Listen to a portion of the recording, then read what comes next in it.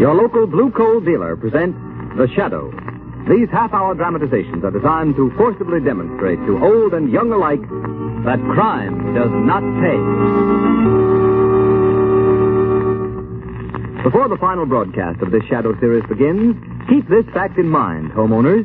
One way to be sure of maintaining steady, even temperatures throughout your home during these changeable days and nights of March and April weather is by burning Blue Coal. Blue Coal is America's finest anthracite. It gives perfect, dependable warmth and stops overheating or quick chilling of rooms. Remember the name Blue Coal for better heat with less furnace attention in all kinds of weather. And be sure to hold on at the close of today's Shadow story, for we have an unusual treat in store for you. The Shadow, mysterious character who aids those in distress and helps the forces of law and order, is in reality Lamont Cranston, wealthy young man about town. Cranston's friend and companion, the lovely Margot Lane, is the only person who knows to whom the unseen voice belongs. Today's story, Can the Dead Talk?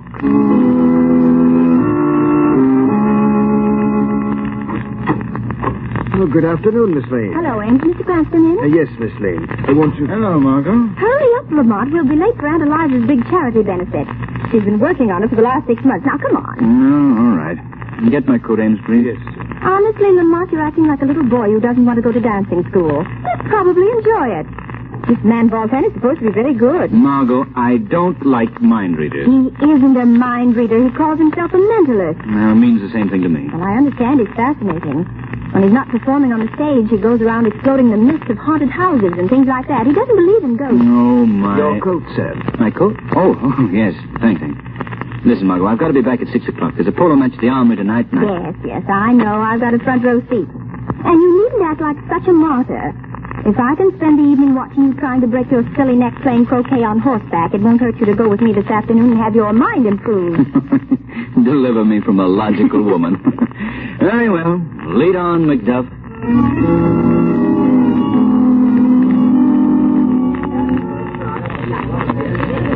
And now I will proceed with my next experiment. See, Lamont, I told you we'd be late. It started already. Let's sit back here and make this as painless as possible. Certain of you in the audience have written on the slips of paper that my assistant distributed questions you would like me to answer. Now, if you will concentrate on what you have written, I will try to get these questions by thought transference. But remember, you must concentrate. I must be in complete accord with your thoughts. I get the initials, E.K. Someone with the initials E.K. wants to know the date of her marriage. I think it was... Yes, I'm sure it was. March 24th, 1903. Is that right? Oh, yes, that's right. Did you hear that, Lamont? He's marvelous, don't you think? That's an understatement. Oh, don't be so superior. Everybody, please concentrate. I cannot conduct this experiment in thought transference without sympathetic cooperation from my audience. Now I get the initials BDM. BDM wants to know the street, number, and city where he was born. The street is Walnut. The number 2124. The city, Philadelphia. Am I right? Gee, he got it. He's marvelous. How do you suppose he does it? Elementary, my dear Watson. Wait, please. Before I proceed further, I feel that in this room there is someone who is not only an unbeliever, but one who is distinctly hostile to me and what I am trying to do. There, Lamont, he must mean you. Nonsense. Probably part of it. I would like that person to attempt a little experiment with me. If he or she will think of something, some question, the answer to which is known to no one else, I will attempt to answer it correctly without the person having written the question down at all. If I can answer it correctly, it should prove to the skeptic that the transference of thought from one mind to another is completely possible. Nice trick if he can do it. You don't think it's possible, Lamont, huh? I won't say it's impossible, but it's certainly highly unlikely. Well, think of something and concentrate on it and see if you can get it. I will not. In the first place, you don't know that I was the one he was referring to. Second place, even if I were, I wouldn't give him the satisfaction. You think of something that no one could possibly know but yourself. I'll bet you 100 to 1 he can't get it. Well, perhaps you're right. Quiet, please. Quiet. Someone in the audience is concentrating on the question, who is the shadow? Margot, did you think of that just then? Yes, but I don't know why. It just seemed to come into my head. I will answer that question.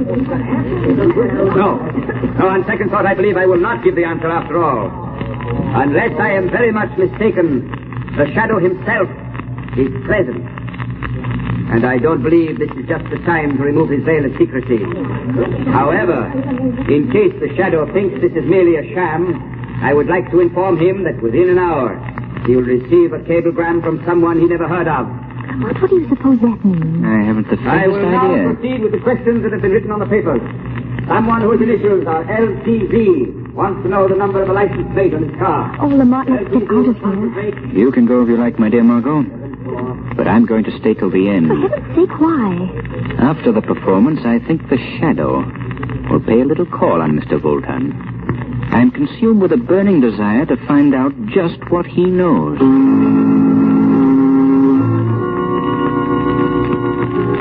Close the door, Emil. I wish to dress. Yes, master. Remove my boots. Yes, master.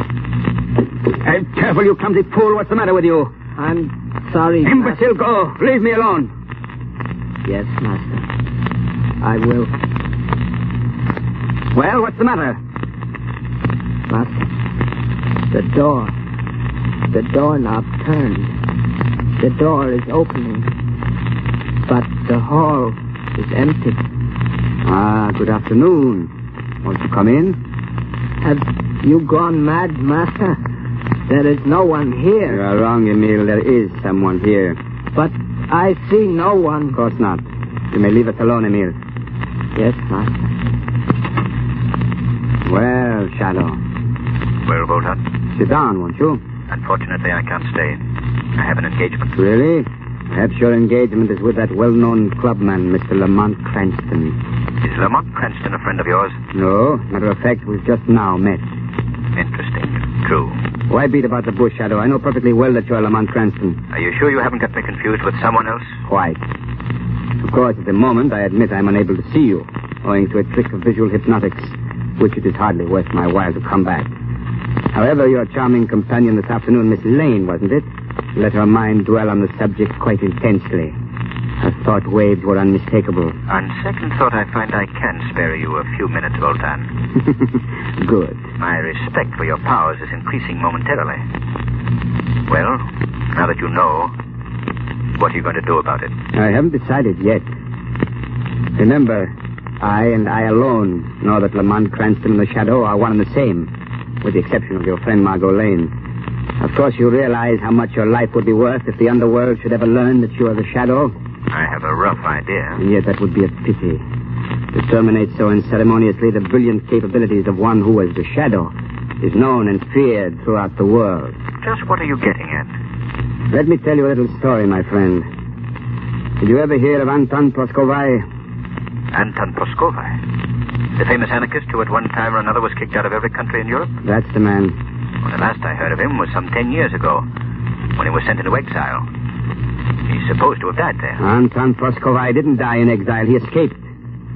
But he dropped out of sight for 10 years because he was making a study of that least understood attribute of mankind, the human mind.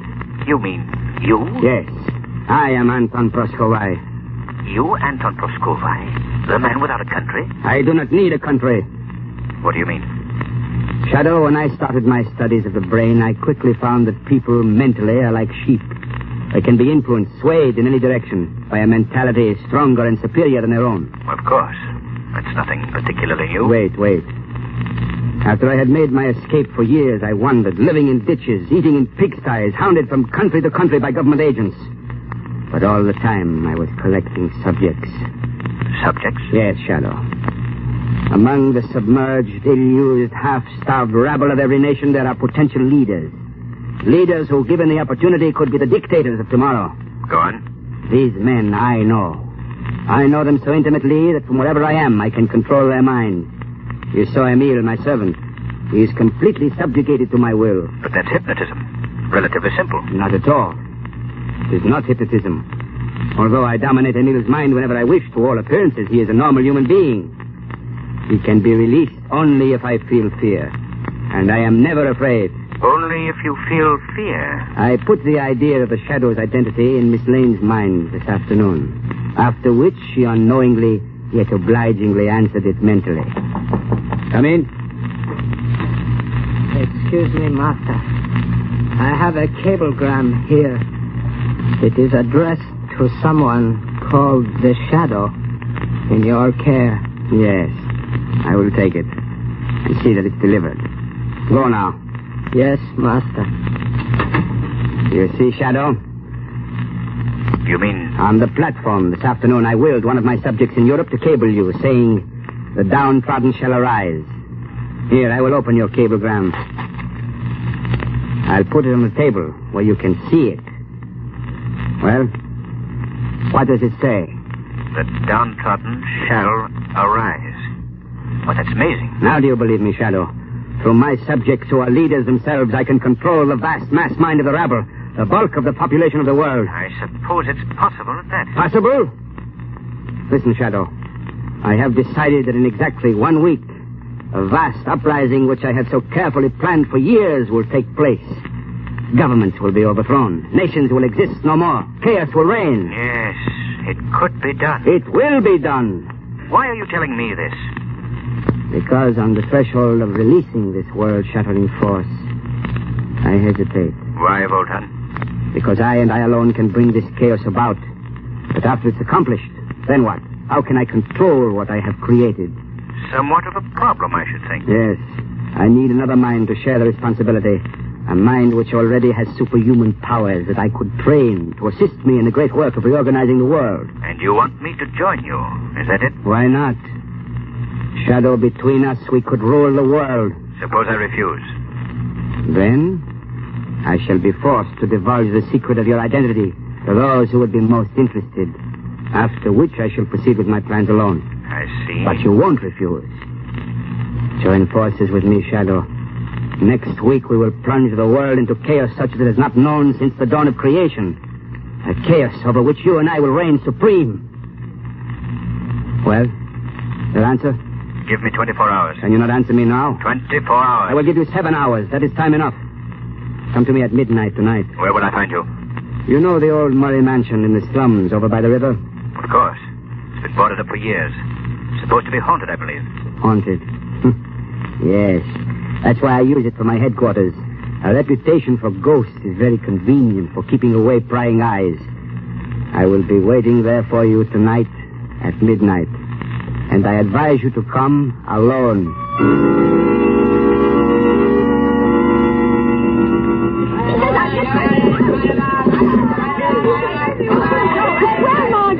Lamont is really distinguishing himself tonight. I never thought that's right. I wish he wouldn't take such chances. He's not taking any more chances than we are, sitting down here in the front row. He puts it pretty close at these indoor polo matches. Close? Honestly, Margot, any minute I expect to look up and find a horse sitting in my lap.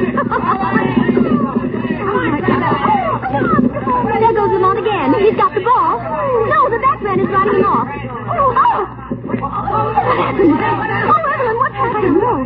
I think Lamont's falling must have stumbled. Lamont's fallen off. The pony's running loose. Lamont's still on the ground. Here, help me over this barrier. I'm going to... Oh, my goodness, I hope that... Hey, stand back. Come there. Get a doctor. He may be badly injured. Here, you go. Oh, Evelyn, he's hurt. He's lying there so still and white. Lamont, speak to me. Margot, now take it easy. Here comes Dr. Carlson. Oh, thank goodness. He's Lamont's doctor. All right, stand aside, please. I'm a doctor. Oh, Dr. Carlson, thank God you've come.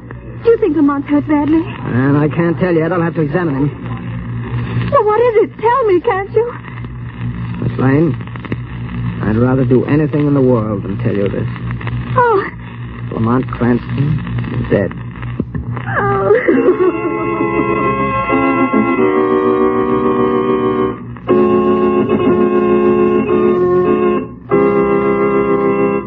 Act 2 of today's story commences in just a moment. But first, here's advice homeowners everywhere will certainly profit by following. Your nearest Blue Coal dealer has a real bargain for you. It's the John Barclay Summer Conditioning Service, a thorough cleaning and checkup job that'll put your heating plant in perfect shape for next fall and save you money on your fuel bills. This summer conditioning service includes cleaning all inside and outside surfaces, cleaning and reassembling the smoke pipe, and sealing all openings at joints where the pipe joins the chimney. This service also includes a thorough check of all dampers, valves, pipes, and grates, plus the painting of all doors and surfaces. In fact, it gives you over 10 vital money-saving jobs that will improve the efficiency of your furnace, all for the price of one. It's worth $12.50, yet it only costs approximately $5. for the average-size home.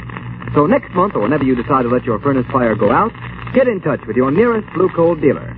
Let him give your home heating plant, whether it's steam, warm air, or hot water, a thorough summer conditioning. You'll save time, trouble, and money in the long run. And remember, too, if you want steady, more dependable heat in your home throughout the changeable weather of early spring, order Blue Coal. You'll get better heat with less furnace attention.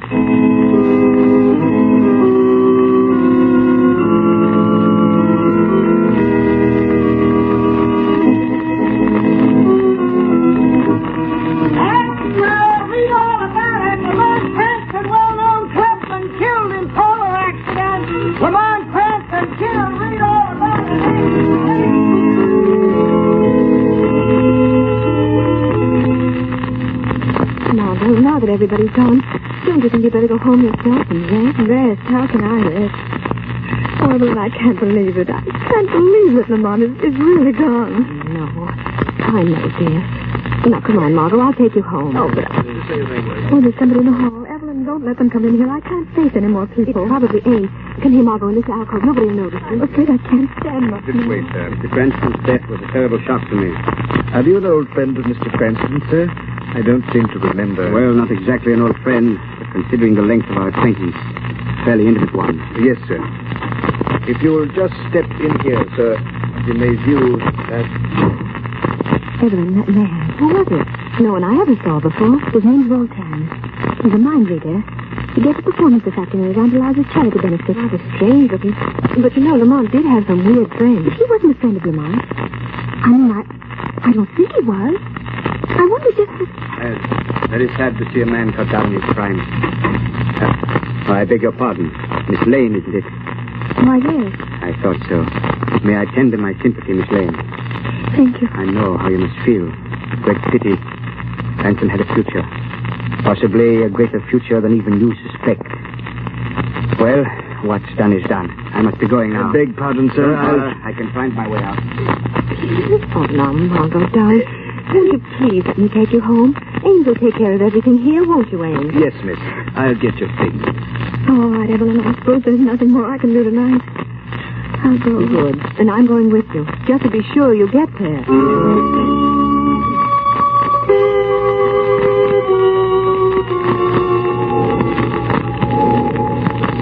It's almost midnight, Emile. You may leave me now.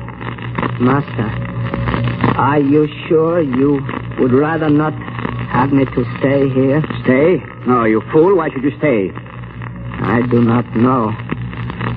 I do not see how you can remain here alone, Master. Night after night. There is something about this old ruined house. It is evil. Nonsense. What's evil about it? In the neighborhood, they say it is haunted. They say the ghost... Talk. That is all. There's no such thing as a ghost. To the trained mind, a ghost is an impossibility. Therefore, it does not exist. You understand? Yes, Master. I shall be quite all right. What's that? Just a loose shutter in the wind. Master is worried? I have never seen you so before. I've had rather an upsetting occurrence tonight. I must think things out. Go, Emile. Yes, Master. The usual time in the morning? Of course. Now go. Yes, Master. Yes, I go. Fool. Emile is an idiot, trying to frighten me with this old woman's tale about ghosts. Ghosts do not frighten me. Nothing frightens me. If I knew fear, I couldn't hope to control the world. So now Lamont Cranston is dead. I must proceed alone. But I must hurry before anything else goes wrong. I will not wait a week. Tomorrow I shall call upon my subjects to arise and kill. Tomorrow. It's a pity the shadow is gone. He would have enjoyed it. I could have taught him so many things. What a magnificent conception. The shadow.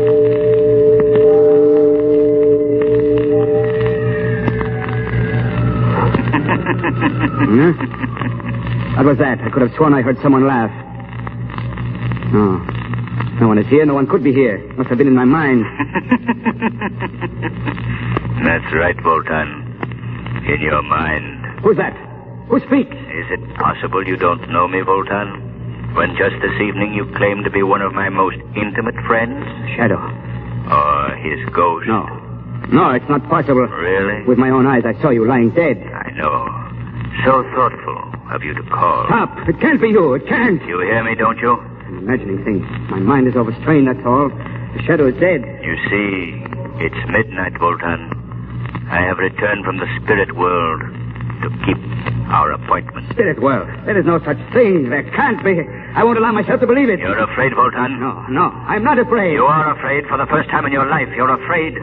At last, the thousands of subjects you've held under your spell are liberated, are free.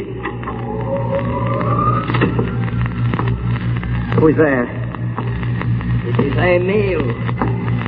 You must remember me, Master. Your loyal servant, Emil. The one whom you've subjected to your indignities for so long. You've gone mad. Now, Voltan, it is you who have gone mad. And there is but one way to deal with a mad dog. Keep away from me, Emil. Don't come any closer. This gun. I will shoot! Drop that gun. Emil. I didn't mean it. Stop, Emil. Stop following me! You wounded me, Voltan. But before I die, I am going to kill you. I am not afraid of you anymore. You are afraid of me. No, don't touch me. Don't you... There. He's dead. I am free. At last. Oh.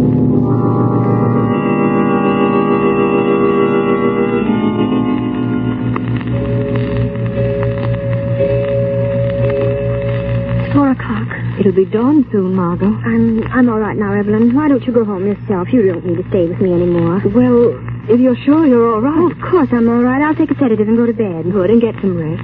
I could use some rest myself. Oh, you could. Well, if you want anything, don't hesitate to call me, Margot. If I don't hear from you, I'll drop over in the afternoon. All right, and thanks, Evelyn, for sticking by me. You've been a great help. Oh, nonsense. Get some sleep, dear. I thought you'd never go. Oh, Margot, don't you know me? well, Lamont, I must be dreaming. No, you're not dreaming. I'm here. But, you were killed. No, I wasn't killed, Margot. Oh, Lamont. But I don't understand. I saw you lying there so cold and still. It was a trick, dearest. A matter of suspended animation. I wasn't even hurt. Well, then how... It's quite a common trick in India, and it's been done in this country on several occasions. I've never had need to use it before. Voltan forced me to. Well, how does it work? Well, I can best explain it by saying I threw myself into a cataleptic trance. My heart stopped. Everything stopped for a short time. I had even fooled Dr. Carlson. It'll be an awful shock to him when he sees me alive and well. You mean you did it on purpose? Of course, I had to. And you didn't tell me? I could tell no one, Margot. Oh, Lamont, how could you? I know what a shock it must have been for you, darling, but believe me, there was no other way. It was vitally necessary that Lamont Cranston should be thought dead, so that Voltan would keep his knowledge of the Shadow's identity to himself until I had time to figure a way out. But, Lamont, why didn't you tell me and spare me the suffering? I wouldn't have given you away. I didn't take the chance. Voltan might have read your thoughts. A sinister man, Margot, with some rather extraordinary mental capabilities. Would it surprise you to know that he had perfected plans for a world revolt? He had? You mean he... Yes. Voltan is dead. As the ghost of the Shadow, I faced him tonight in a haunted house. When he thought his mental powers were going back on him, he shot his servant, who very conveniently strangled Voltan before he died, too. How terrible. Oh, I don't think so, Margot.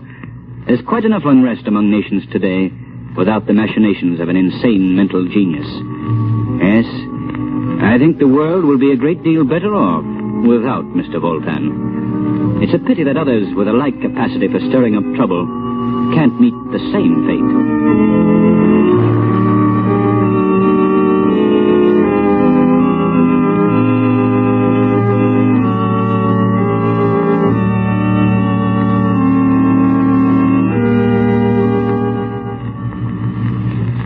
And now, friends, we have a real treat in store for you. I want you to meet two grand actors. Our stars, Margot Lane, who in reality is the charming Agnes Moorehead, and Lamont Cranston, who is known in real life as Bill Johnstone. Thanks, Ken.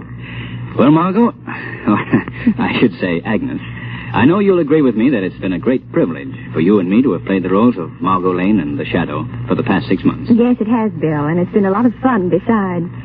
I can't begin to tell you how much I've appreciated being with the Shadow during his exciting adventures. And I know that we appreciate the generous cooperation we've received from our sponsors, the Blue Coal Dealers, in teaching young and old alike that crime doesn't pay.